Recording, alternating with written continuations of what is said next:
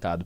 Então é isso, minha gente. Existe uma percepção do mercado de que o Flávio pode ser, eventualmente, derrubado na reta final da eleição. Por que ele pode ser derrubado na reta final da eleição? Ele pode ser derrubado na reta final da eleição porque o PT hoje controla o fluxo de informações do Intercept. O Intercept é um órgão de jornalismo, um órgão não, é uma empresa de jornalismo amplamente ligada ao Partido dos Trabalhadores e às esquerdas brasileiras, a gente sabe disso.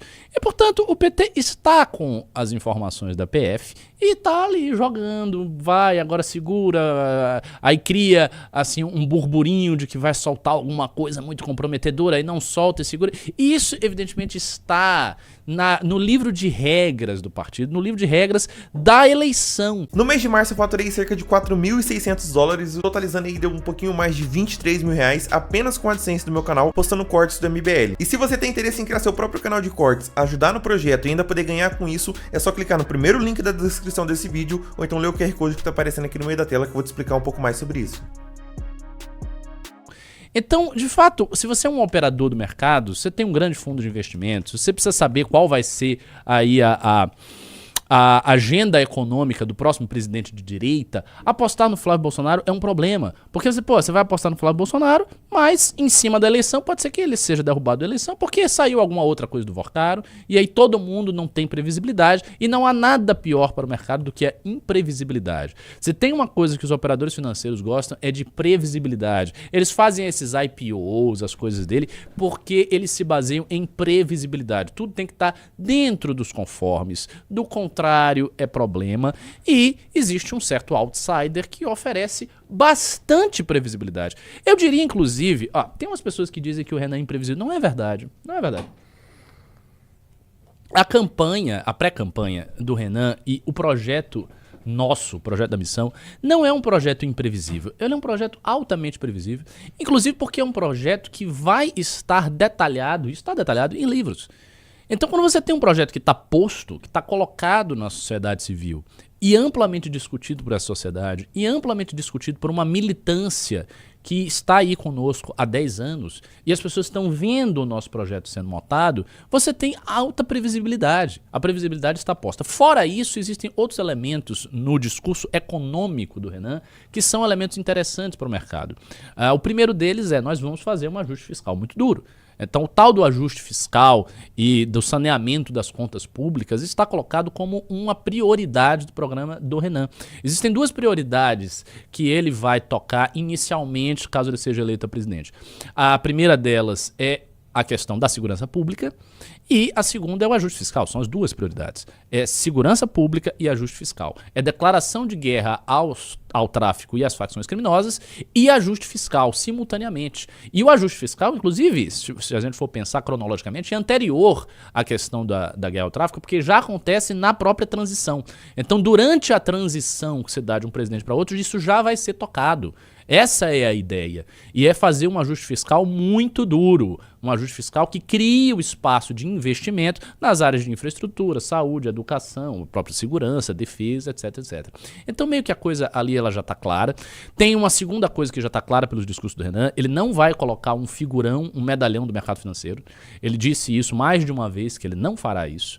Já falou publicamente que ele não vai fazer. Então, o mercado financeiro já aguarda, se estiver lendo as coisas da maneira correta, que não será contemplado com o ministro da Fazenda. O ministro da Fazenda não vai ser um cara ligado aos bancos. O Renan não quer fazer isso. E com razão. Por quê? Porque nós temos no Brasil uma sucessão de ministros da Fazenda que são sempre ligados aos bancos.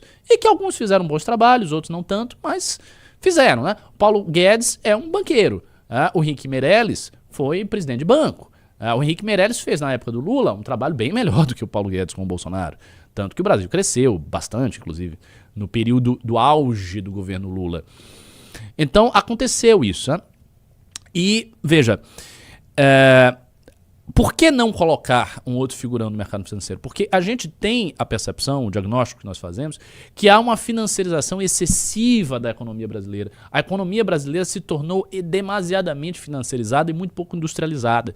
Então você tem a queda da indústria simultânea a uma financiarização excessiva do Brasil, com um crédito que é muito alto, com com lucros bancários que são absolutamente exorbitantes. Tudo isso está na mesa e com uma imprevisibilidade por parte dos bancos diante de uma população que é amplamente endividada. Então você tem todos os elementos mais nefastos assim, para a lógica econômica. Você tem uma população amplamente endividada, você tem spreads bancários altíssimos no Brasil, os mais altos do mundo, você tem um crédito muito alto, o que dificulta, muito caro, o que dificulta a produção, você tem lucros excessivos dos bancos, você tem um IOF, um Imposto sobre Transações Financeiras, em cima de todas as transações financeiras. E essa estrutura, essa arquitetura, macroarquitetura de uma economia amplamente financiarizada precisa ser desmontada. E ela não será desmontada com um ministro da Fazenda que seja ligado aos bancos, evidente. Ou com um cara diretamente ligado ao mercado. Mas isso não quer dizer que o mercado financeiro não tenha o seu espaço. Ele passa a ter o seu espaço na medida em que a economia real do Brasil se desenvolver. Com o desenvolvimento da economia real do Brasil, você tem o espaço do mercado financeiro. Não há essa antítese aí. Então, essa é outra coisa que está também absolutamente clara. A terceira coisa que está clara, a gente está cansado, porque o Brasil que produz, o Brasil que trabalha, está cansado de levar nas costas o Brasil improdutivo. E esse é um mote muito claro da campanha. Muito claro da campanha. Hoje no Brasil nós temos 50 milhões de pessoas que vivem de Bolsa Família. 50 milhões. Isso é um quarto da população brasileira vivendo de Bolsa Família. A gente tem boa parte dos municípios brasileiros, como eu já falei anteriormente, que são insolventes, que não conseguem manter as suas contas. Esta situação ela precisa ser resolvida.